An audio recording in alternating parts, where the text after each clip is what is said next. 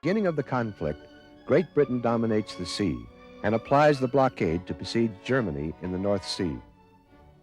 German units attack the convoys. The British Air Force reacts vigorously.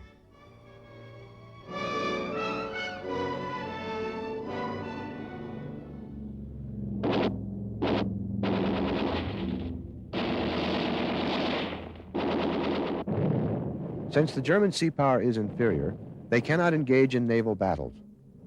They are trapped in the North Sea. The Luftwaffe helps with supportive action and protection when the convoys are attacked. Only later, after the conquest of Norway, will Germany have an outlet to the open sea. From the beginning of the conflict, minor engagements are frequent along the seashores.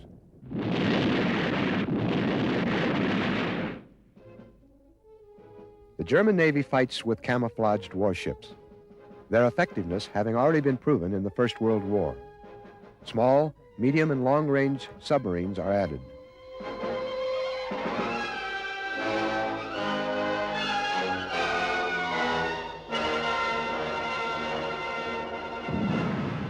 The submarines, which can force the British blockade, operate in all seas and inflict heavy damage to the British Navy and the convoys which supply Great Britain.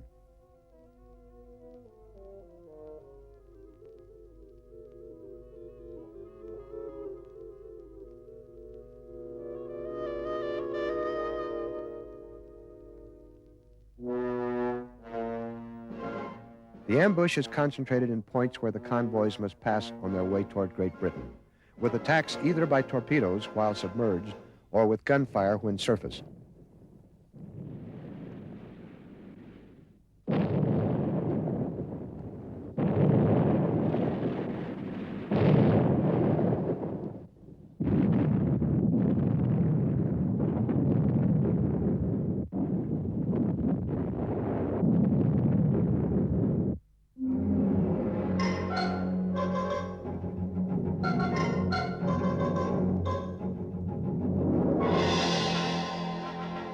The British Navy, which dominates the sea, attacks the German merchant fleet far from home.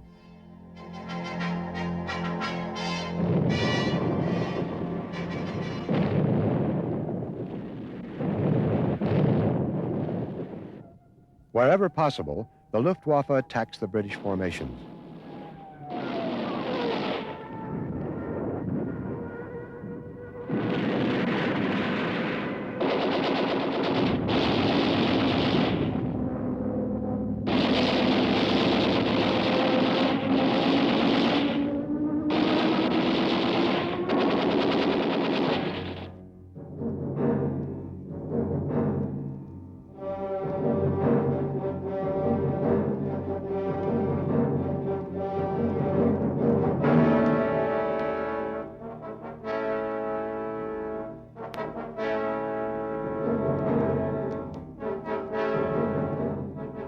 With the conquest of France, the Germans have an excellent base on the Atlantic at Bordeaux, from where the Italian long-range submarines also operate, including the Barbarigo under the command of Grassi.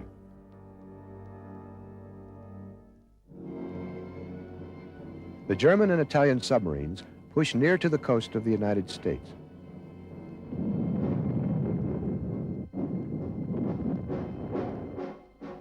The opening of the Russian front forces the Germans to transfer several submarines to the Arctic Ocean in order to intercept the Allied convoys moving toward Murmansk. The technique of the German underwater fleet improves. Supplies and repairs can be done on the open sea.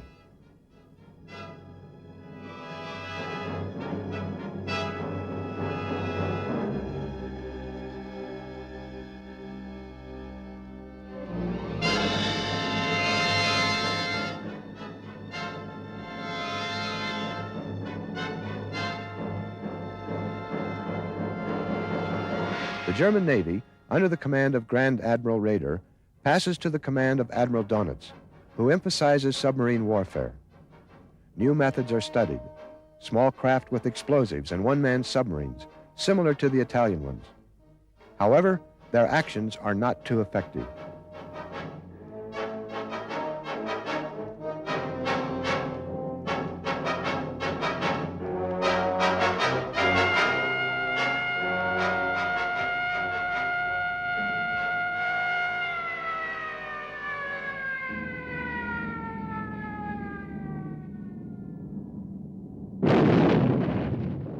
With Italy entering the conflict and the African campaign, the Mediterranean becomes a theater of naval operations. The route toward Libya can be secured only after having neutralized the powerful British base at Malta. Because of continuous air attacks by the Italian-German Air Force, Malta can no longer serve as a base for the British Navy.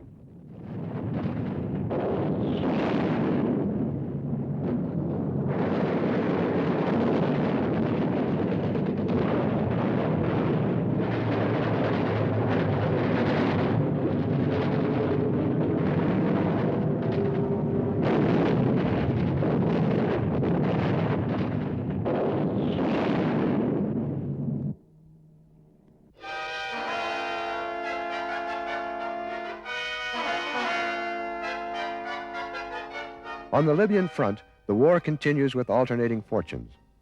The convoys with supplies and troops traveling from Italy toward Africa need a constant escort.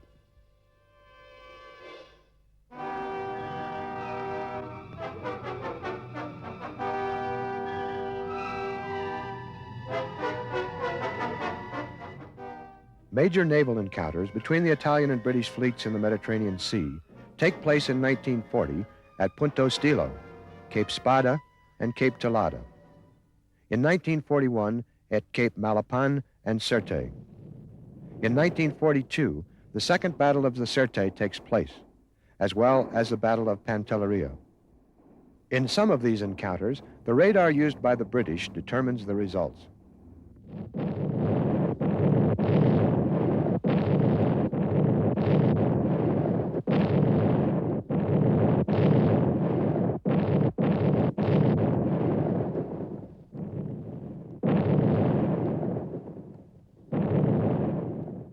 In order to improve their inferiority to the British Navy, the Italians adapt other means of attack, from the famous pigs to small craft, to pocket submarines, which attack the ports of Ceuta, Malta, Gibraltar, and Alexandria.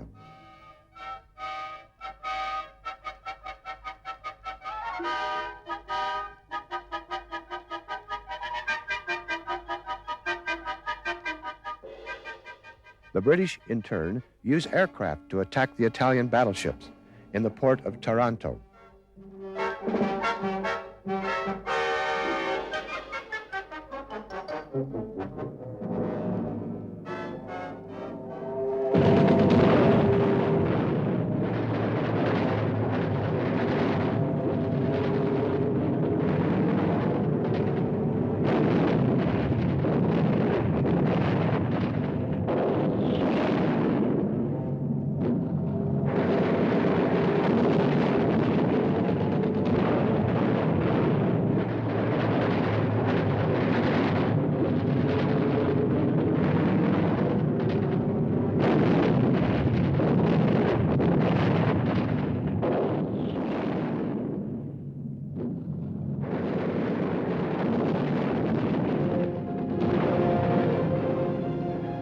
The American intervention will be decisive for the naval battles and for the escort of convoys.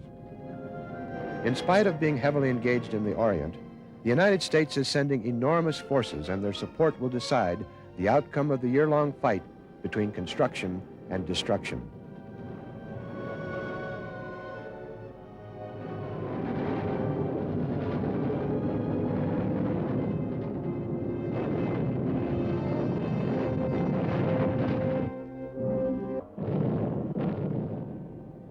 Winter 1943. Leningrad, second largest city in Russia, has been besieged for 13 months, and food is scarce. Although subjected to continuous bombing from land and air, the population resists fiercely.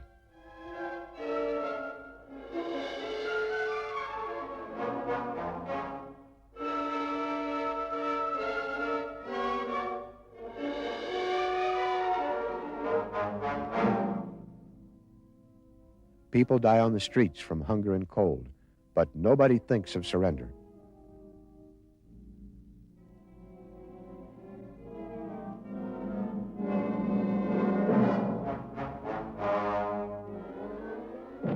The Russian Navy, anchored on the islands of Kronstadt, answers the German gunfire with broadside salvos.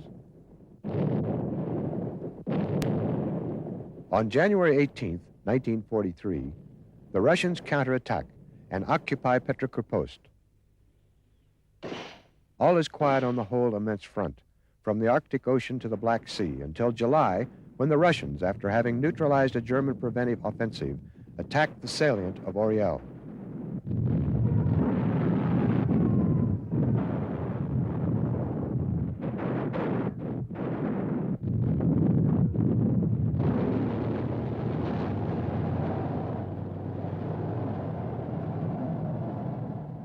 The retreating Germans adopt the tactic of scorched earth, blowing up the bridges and destroying everything.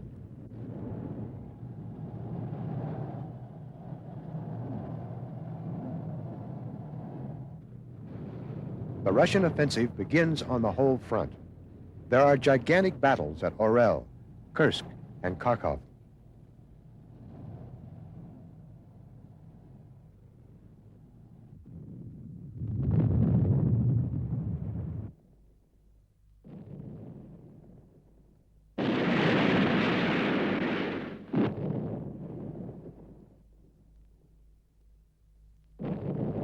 In the south, in the sectors of Kuban and Donetsk, the Russians advance like an irresistible avalanche, reach the Dnieper, and occupy Kiev on November 6th. Farther north, the Russians occupy Gomel on November 25 and spread out in the swamps of Pripyat. A wave of destruction and death passes across the martyred Russian land for a second time.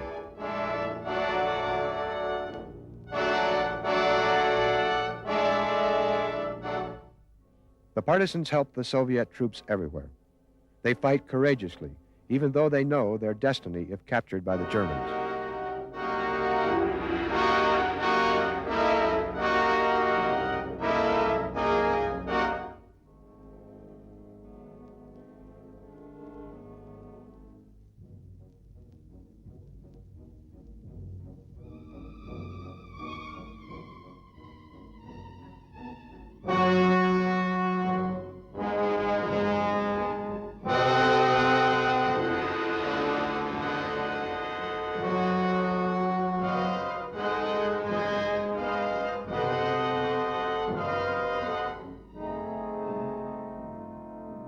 "12,000 Polish officers, shot in the neck, are found in the ditches near Katyn.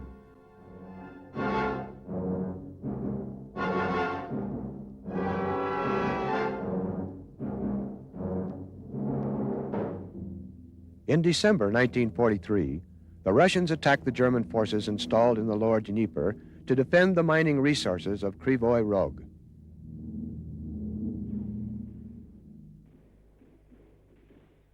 The battle lasts all winter.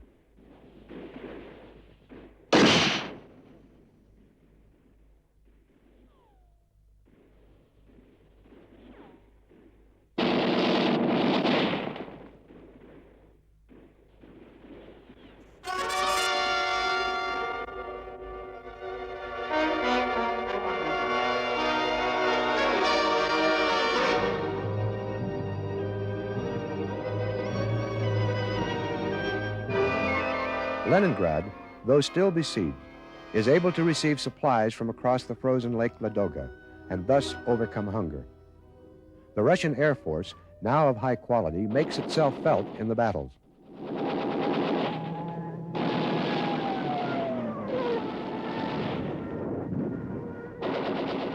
On January 14, 1944, two perfectly synchronized Russian offensives are released to liberate Leningrad.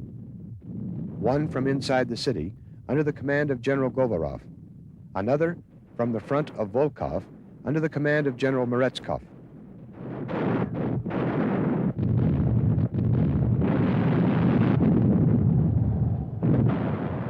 The Battle of Chidovo finishes with a German defeat. The new front is now 100 miles from Leningrad.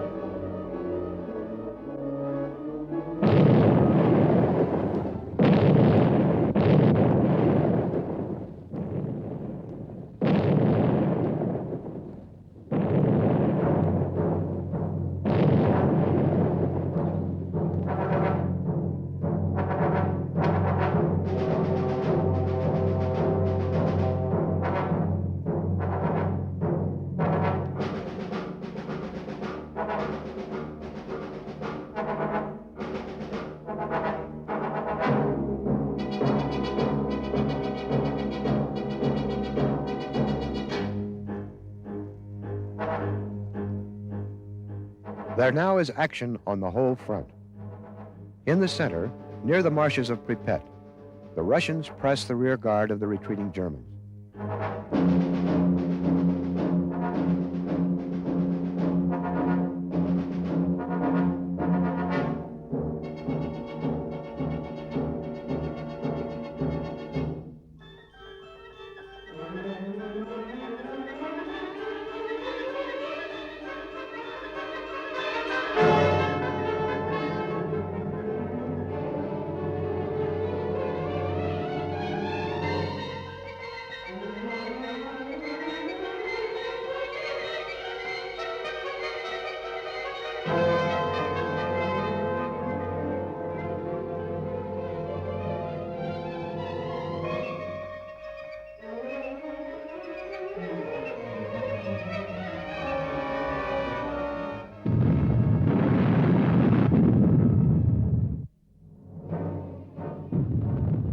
Once again, the retreating Germans destroy the railroads and everything behind them, applying the tactic of scorched earth.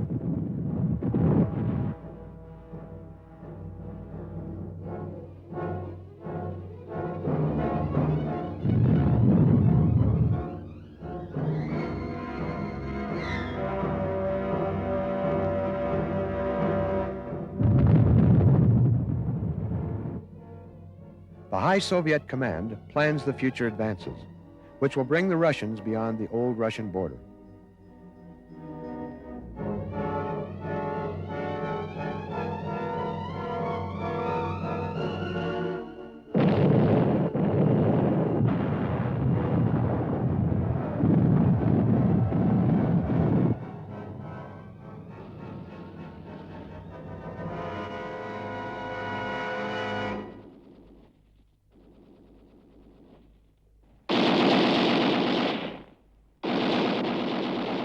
Crimea is liberated by the Russians in the middle of April.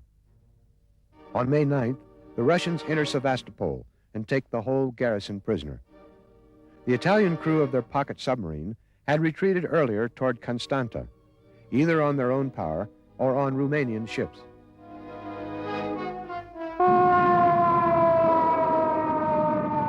The Allies, now holding the bases in North Africa, intensify their attacks on the cities and ports of southern Italy.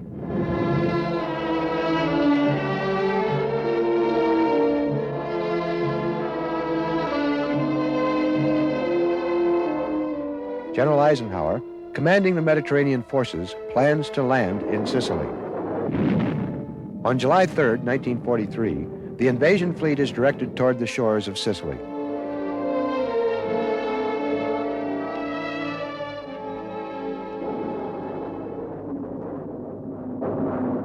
The reaction of the Italian-German Air Force is immediate, but the difference between the opposing forces is great, and the Allied pilots have the upper hand.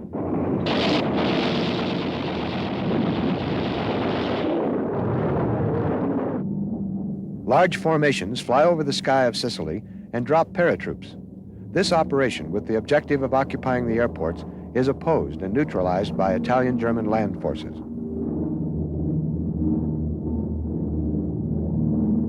The result of the amphibious operation, undertaken by the Allies with 2,775 transport ships, 280 warships, 4,000 aircraft, and 160,000 men, is quite different.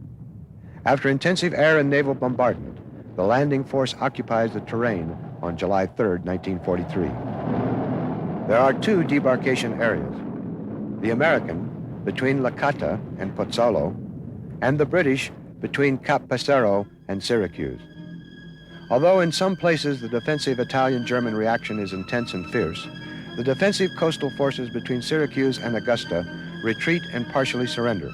The Americans expand from Gela and Licata toward Palermo. After the bombardment of Rome on July 19th, Pope Pius XII visits the populations of the places hit. On July 25th, after a violent session of the Great Council, King Vittorio Emanuele III arrests Mussolini and charges Marshal Badoglio with the formation of a new government. The Allies intensify the bombing. Badoglio begins secret meetings for surrender. The cities most hit are Milan, Turin, and Genoa.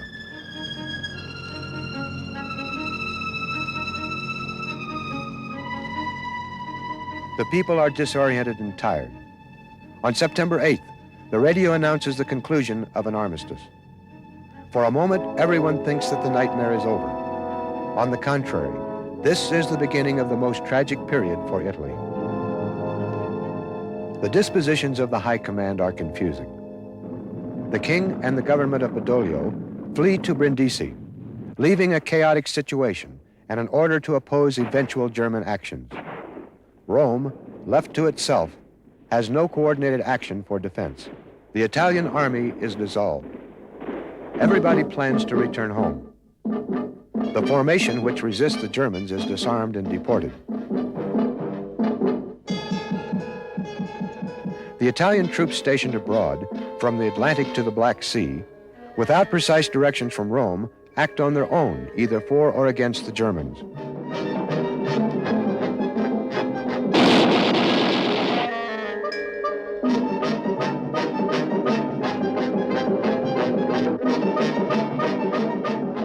The Acqui division in Cephalonia, which does not surrender to the Germans, is decimated.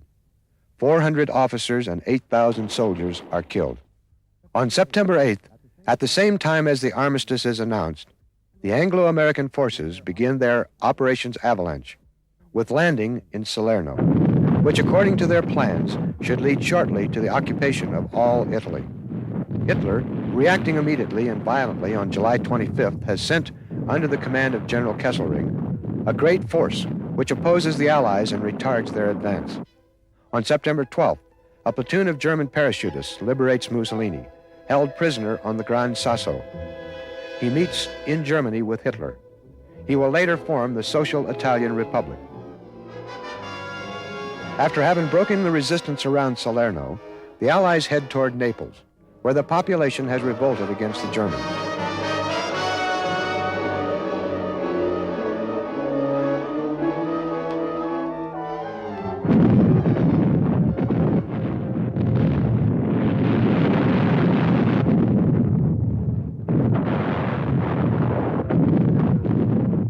In order to accelerate the advance toward Rome, the Allies plan a landing at Anzio. The Germans respond to the Allied naval gunfire with long-range artillery fire, mounted on railway cars. The German defense of the coast is fierce.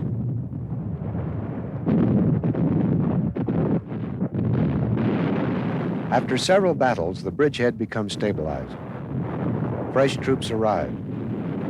The battle is furious around Cassino.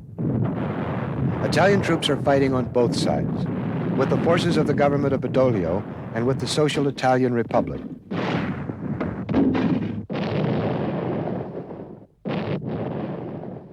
Italy is divided in two, both territorially and ideologically. Partisans emerge in the zone occupied by Germans.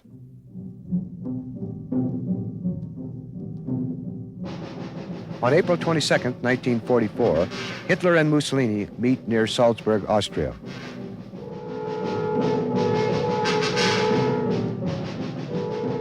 After the fall of Cassino, the Germans retreat to the north. The Allies advance toward Rome and arrive in Rome on June 14th. Once again, it seems that Germany is defeated and that all national territory will pass into the hands of the Allies under the command of General Clark.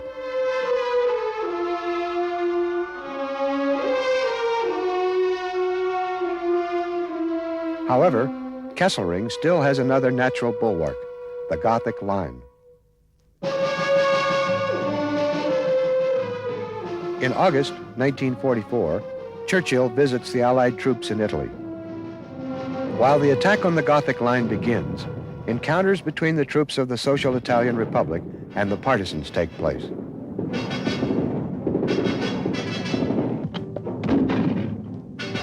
The Germans round up partisans and execute them in reprisal.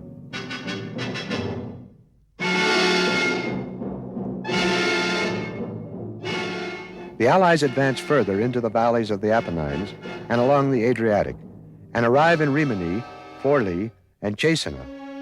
The partisans cooperate with the Allies.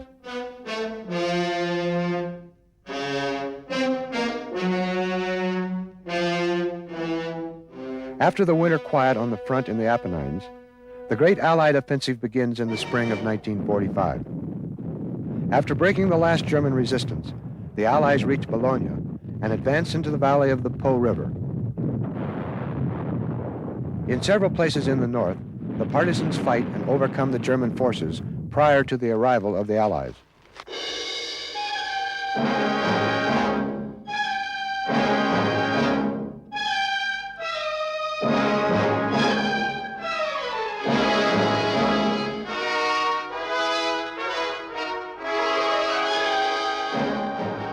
The commander of the German SS, General Wolf, signs the surrender.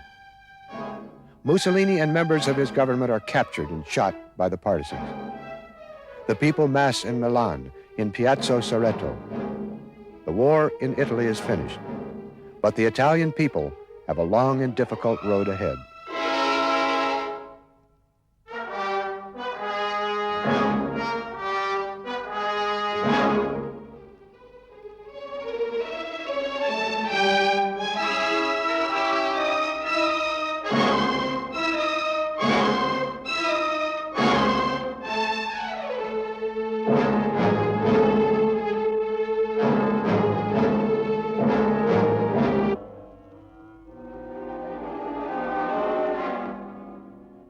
In the winter of 1943-44, Marshal Rommel is called to command the Atlantic Wall, built by Germans, which extends from the coast of Holland to the Spanish border. The mighty fortification has been planned to neutralize any attempt of landing by the Allies. In Great Britain, the Allies have assembled enormous numbers of men and material. On June 5, 1944, General Eisenhower, Supreme Commander of the Allied forces, gives the order to attack the next day. Tens of thousands of landing craft move toward the coast of Normandy. Alarmed, the Germans prepare themselves for defense. Nobody believes that a landing in the nearby fortified sector is possible.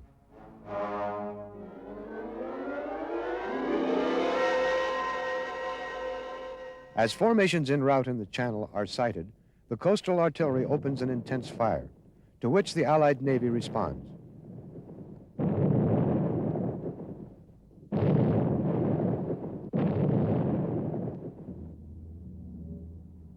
The landing operations also include divisions to send troops behind the German lines and to drop entire divisions of paratroops.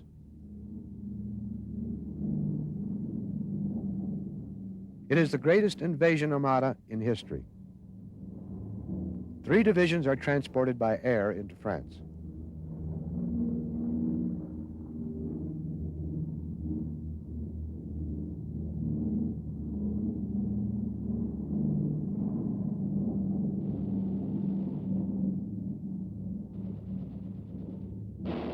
The reaction from the ground is prompt.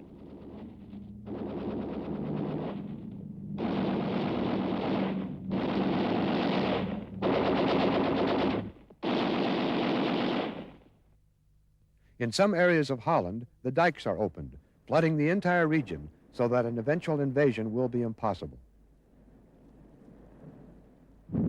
4,000 ships, 7 battleships, 13 cruisers, and hundreds of minesweepers are ready to create several bridgeheads in Normandy. Tens of thousands disembark from landing craft under intense German fire.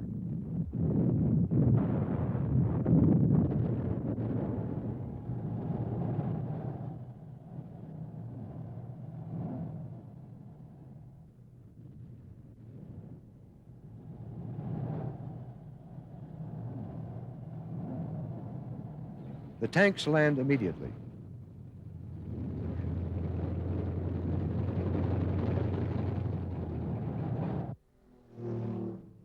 "11,000 bombers and attack planes support the great offensive.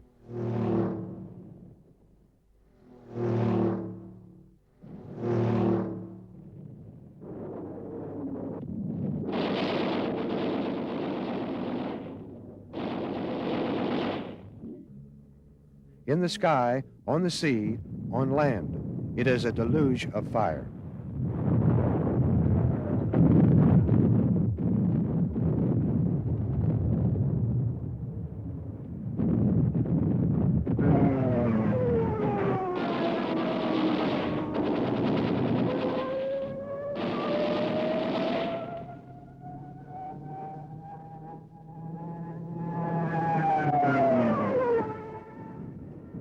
The bridgeheads enlarge and meet. The fortress of Cherbourg is conquered. The Battle of Normandy is won, and the Allied troops spread south and east toward Paris.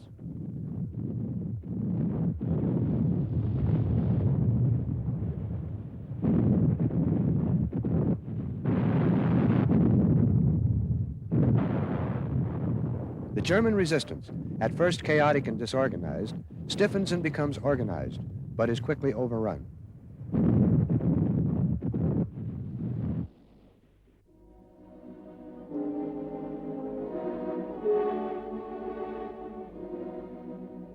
General Montgomery is in command of the land forces.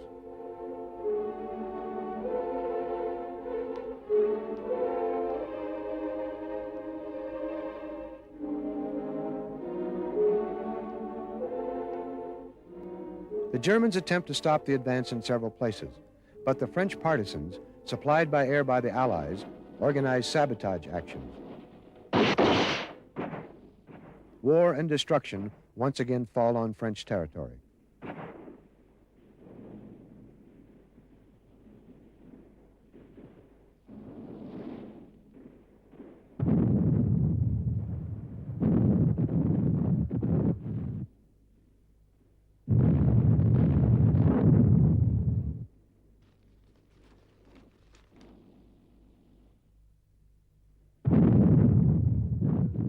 The Allied Air Force bombards the strongholds where the Germans are assembled.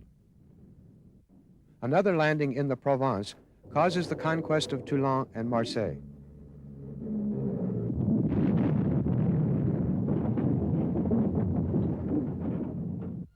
What the Air Force has not destroyed is blown up by the mines of the retreating German troops.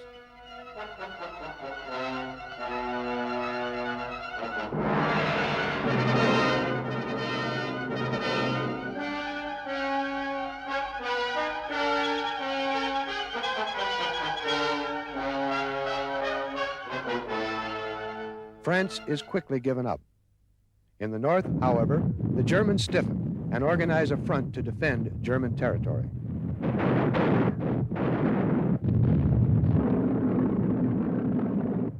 On August 19th, the National Council of Resistance gives the partisans the order of insurrection. The French, having already organized partisan formations, respond to this appeal and fight in the streets, while in the meantime, the American troops arrive.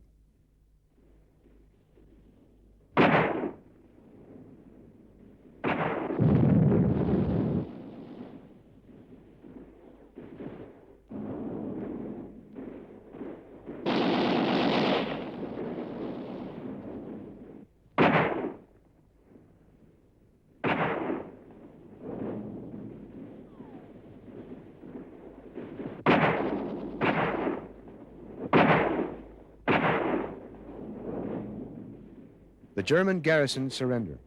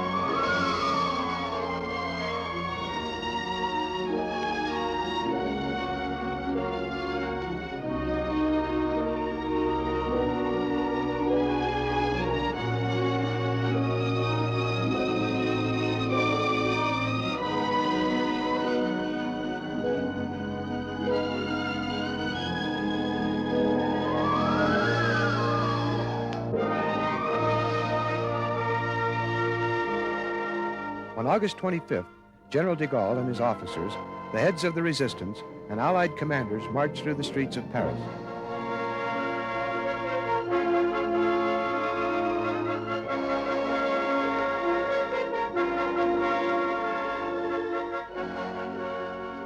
General Eisenhower's first great battle is concluded.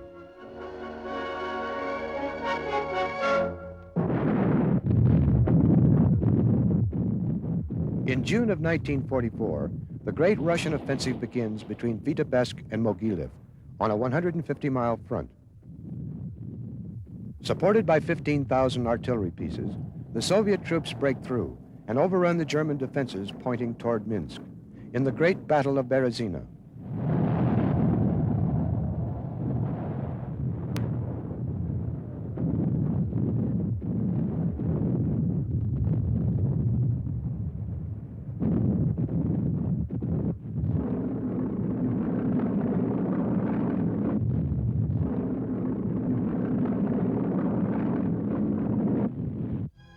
Minsk falls on July 3rd.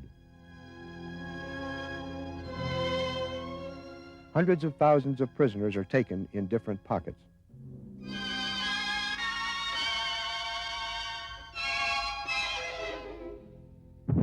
Industrial plants and roads of communication are destroyed by the Germans.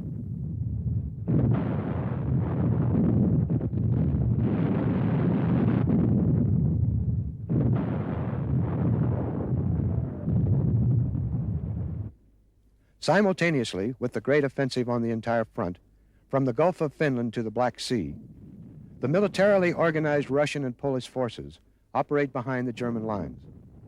For the Germans, it is no longer a fight on a single front.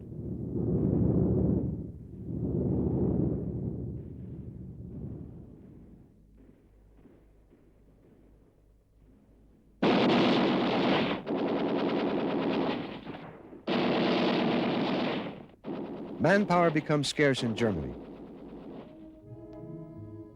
Hitler forms the Volkssturm, the People's Army, for the last defense of the Reich, by a general mobilization of all men over the age of 16. Even youngsters 12 to 16 years old take up arms. Himmler assumes command of the new formation.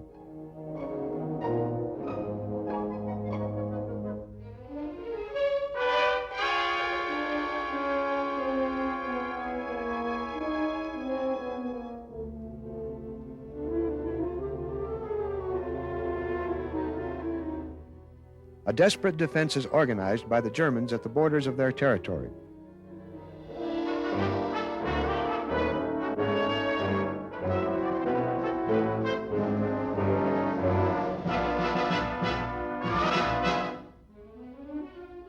At Goldap and Nemmensdorf, the Russians step foot on German soil for the first time. The population of East Prussia flees toward the west.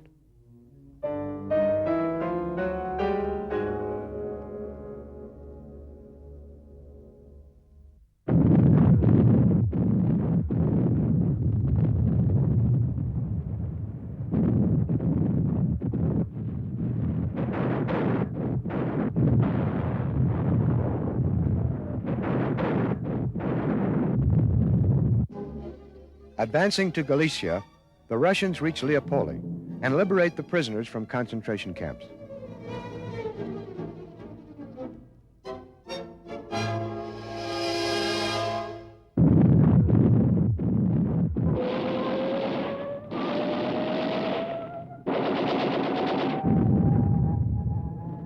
On the southern front, with a sweeping advance, the Russian troops reach Iasi, Galati, Constanta, and Bucharest, where King Mikhail concludes an armistice and declares war on Germany. Moving south with a relentless advance, the Russians reach Bulgaria, Yugoslavia, and the borders of Greece.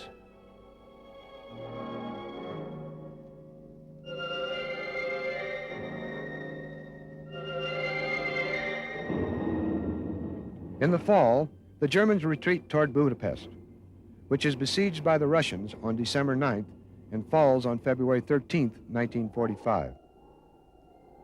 On January 12th, 1945, the Russians launch the winter offensive and overrun the German army, Group A, under the command of General Harpe. Warsaw falls the 17th of January. It is the great defeat of the German army.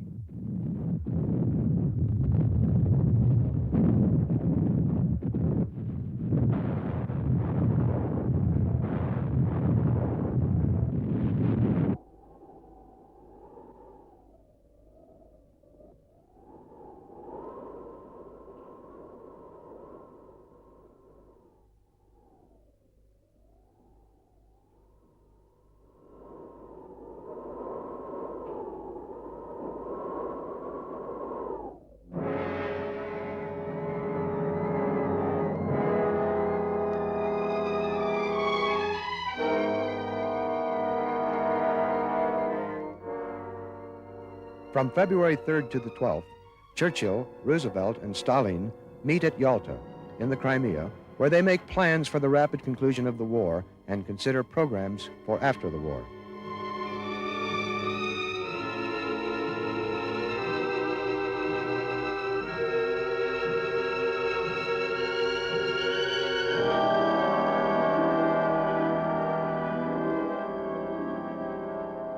The Russians continue their winter advance to the rivers Oder and Nisa in the heart of Germany, where the Germans organize what will be their last line of resistance. On March 12th, the forces of Zhukov cross the Oder, while the army of Konev, having crossed the Nisa, meets with the American forces coming from the west. The goal of the Russians is Berlin.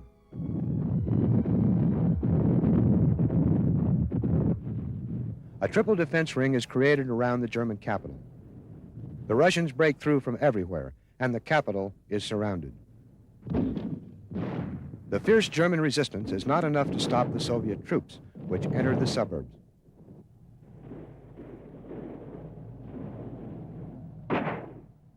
Over 500,000 Germans fight in Berlin.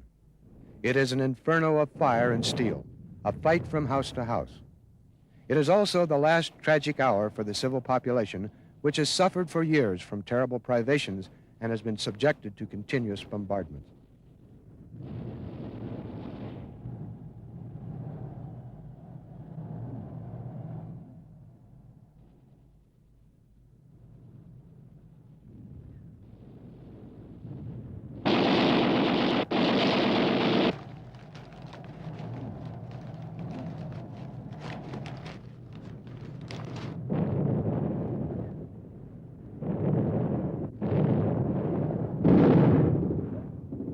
Hitler, a few chiefs, and the commanders of the Wehrmacht lived through the last tragic moments of the tragedy of the Third Reich in the bunker of the Chancellery.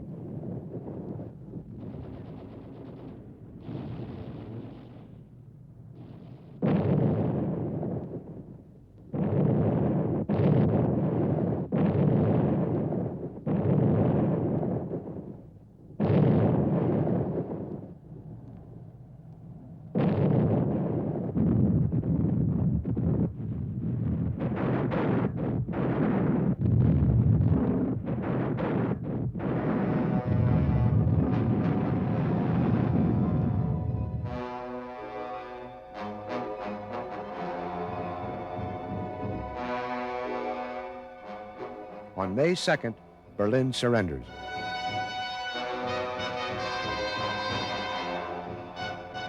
German people have paid with millions of deaths for the errors of the war. The Russians have lost over 10 million people. Now, all is finished.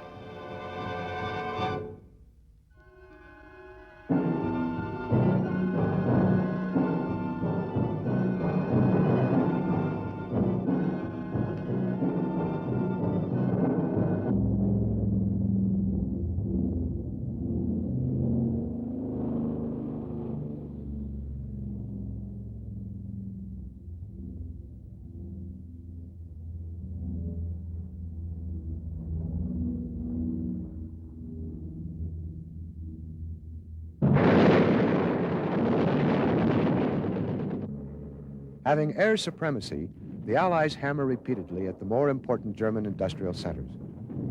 The German anti-air defense is of little help.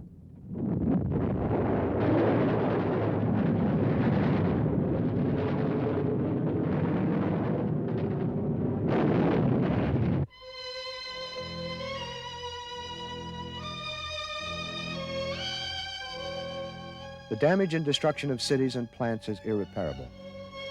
Berlin is subjected to uninterrupted bombings, which increase as the Russian troops approach. After the occupation of Alsace-Lorraine, all of France passes into Allied hands. The German counterattack in the Ardennes, where Hitler has thrown all his forces, fails.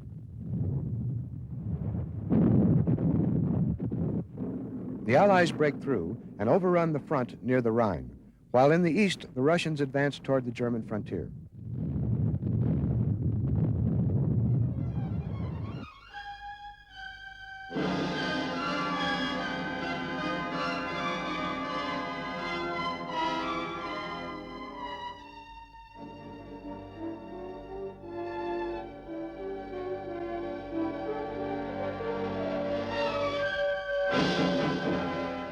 Pressed between the two pincers, the Germans put their last hope in their secret weapons, the V1 and the V2, already used in the air attacks on London.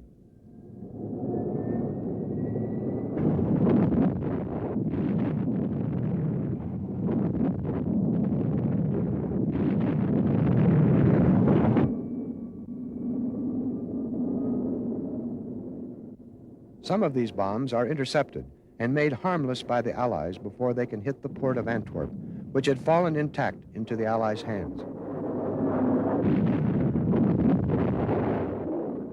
The few German ships that saved themselves from Allied attacks are now hit with every available means.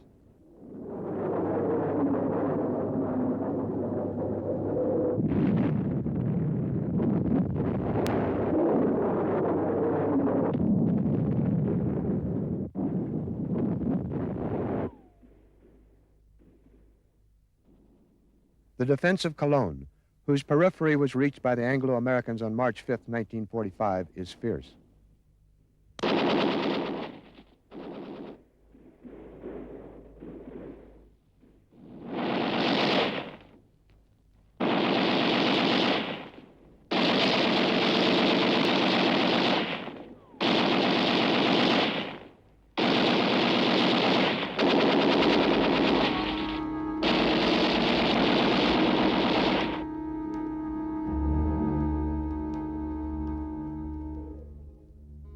After 4 days of fighting, Cologne surrenders. The Rhine, the only natural obstacle to the advancing Allies, is crossed by the American spearhead at Remagen, where they find the Ludendorff Railroad Bridge intact.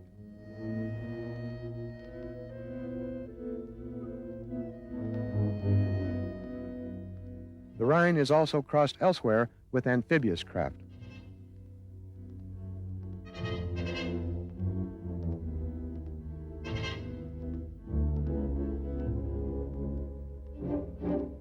The progress of the advancing troops is closely followed by Churchill, Eisenhower, and Montgomery. The armored columns are spread and penetrate toward the heart of Germany. Frankfurt, Münster, Düsseldorf, and Stuttgart fall.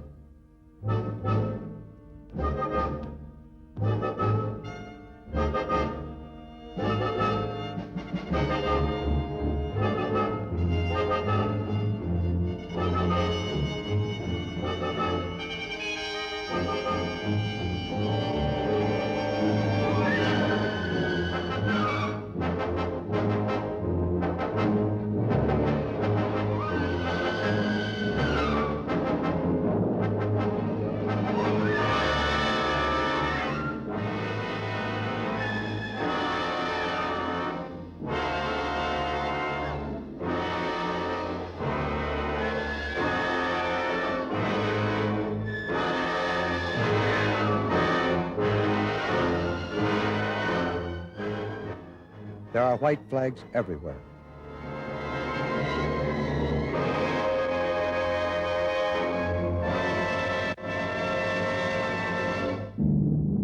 The Anglo-American and Russian Air Force have no opposition.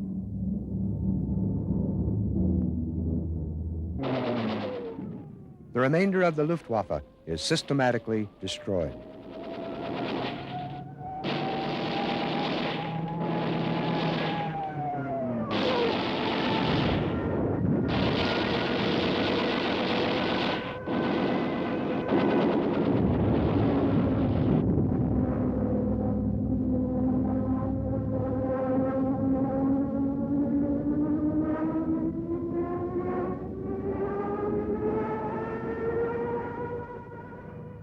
The Allies submit the unoccupied zones to intensive bombardment, while the population lives almost continuously in shelters.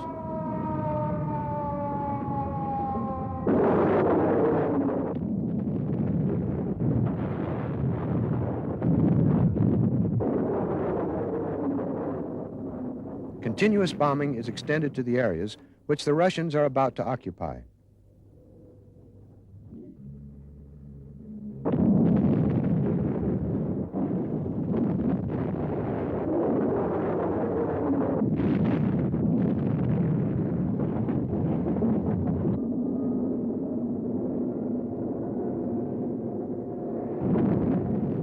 The The Anglo-Americans stop after having reached the banks of the Elbe.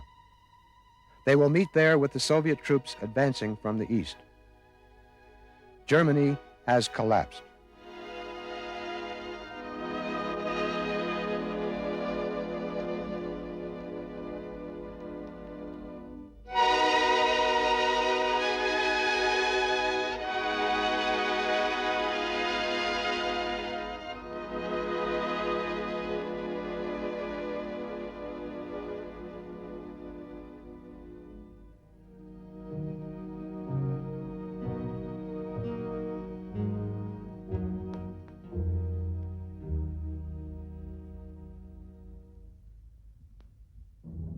During their last advance, the Allies discover the horrible German extermination camps.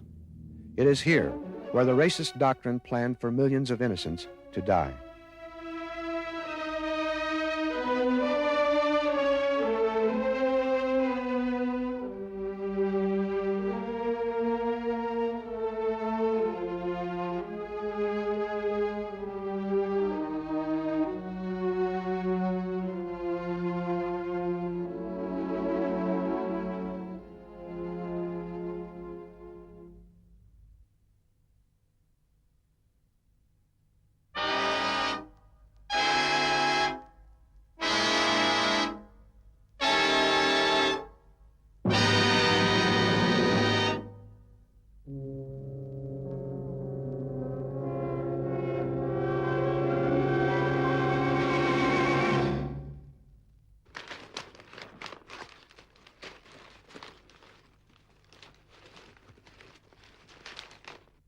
Hitler has disappeared in the bunker of the Chancellery.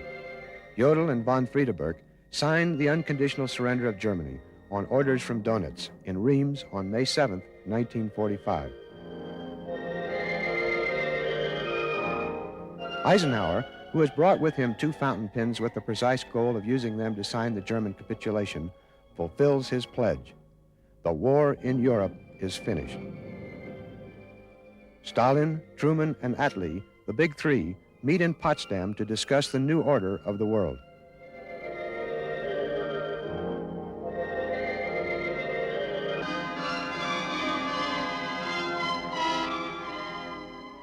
December 7, 1941. Without warning, Japan attacks the American fleet at Pearl Harbor.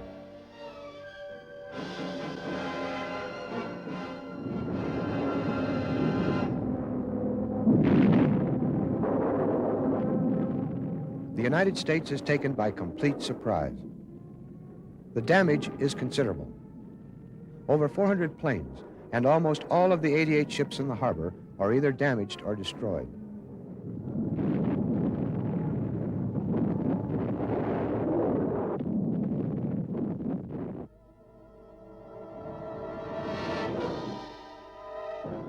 In a very short time, Japan occupies almost a fourth of the Earth's surface.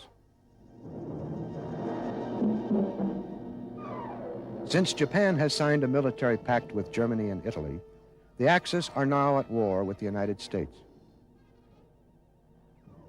Hong Kong, an important British military base, is attacked by Japan from land, sea, and air, and capitulates on November 25, 1941.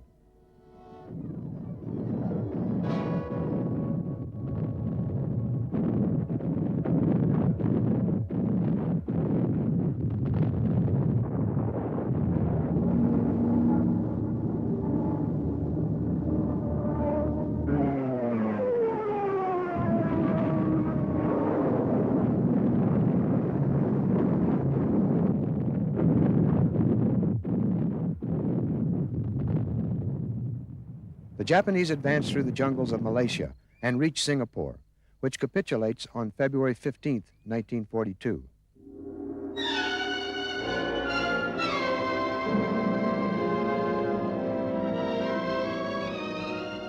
Through a series of rapid and successful attacks, Japan extends its front from the Carolines to the Gilbert Islands, to the Marshalls, Philippines, and the Dutch Indies.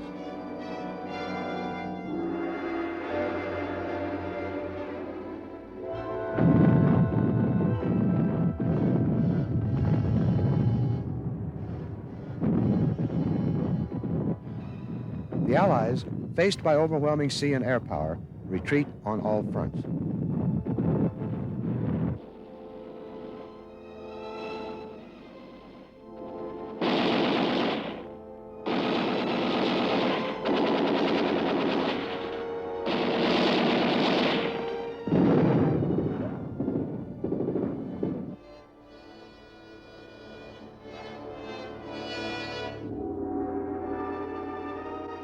On March 8th, the Japanese launch an attack on New Guinea, 2,500 miles from their native land. It is a direct menace to Australia. With a tremendous effort, the Allies managed to stop the invasion of New Guinea.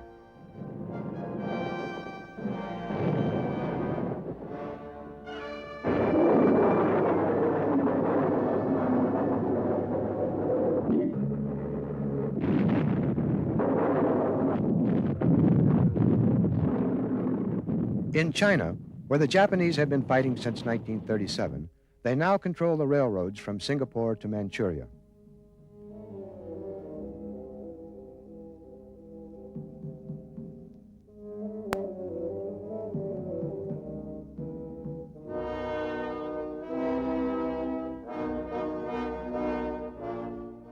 The course of the conflict, however, is rapidly changing.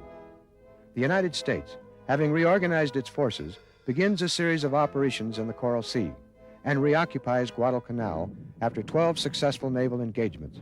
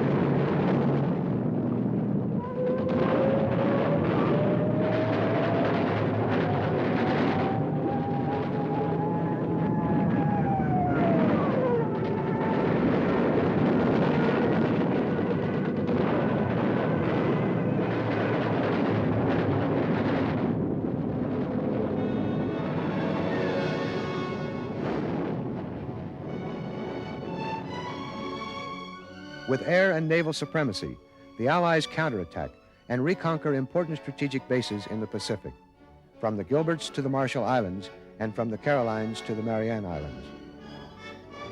Roosevelt and Churchill have their second meeting in Quebec from September 11th to the 16th in 1944 and agree on a plan to invade Japan.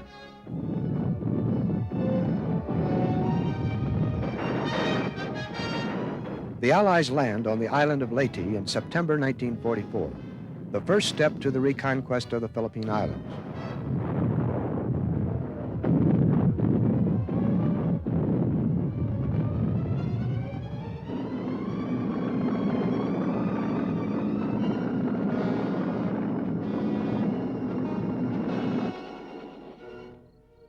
Jungle fighting is fierce and bloody.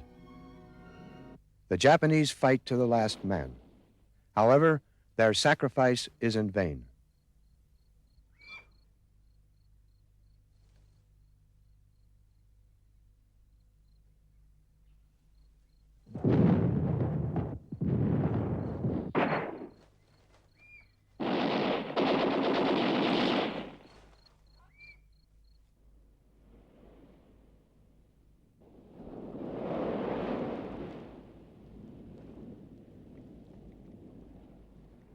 The Philippine Islands are the last bastion of resistance for the land of the rising sun. In 3 major naval engagements around the Philippine Islands, Allied naval supremacy defeats the Japanese Navy.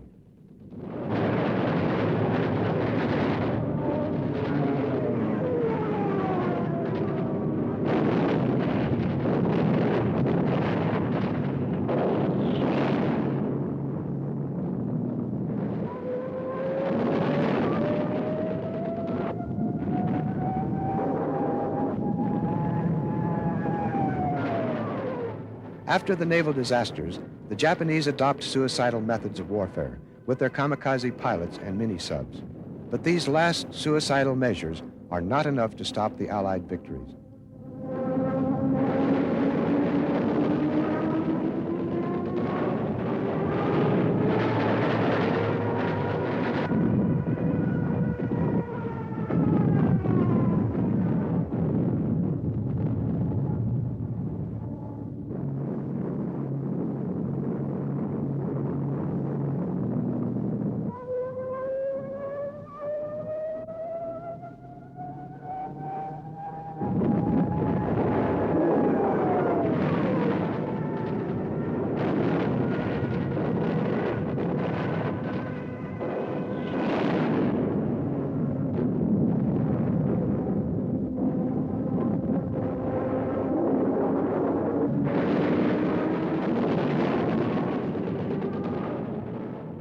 The Allies, with naval and air supremacy, tightened up their circle of fire around Japan. On February 19, 1945, American Marines land on Iwo Jima, the doorway to Japan. On March 26th, they invade the island of Kuruma. On April the 1st, they land on Okinawa. The last of the Japanese fighters on Okinawa are burned out of their pillboxes by American flamethrowers.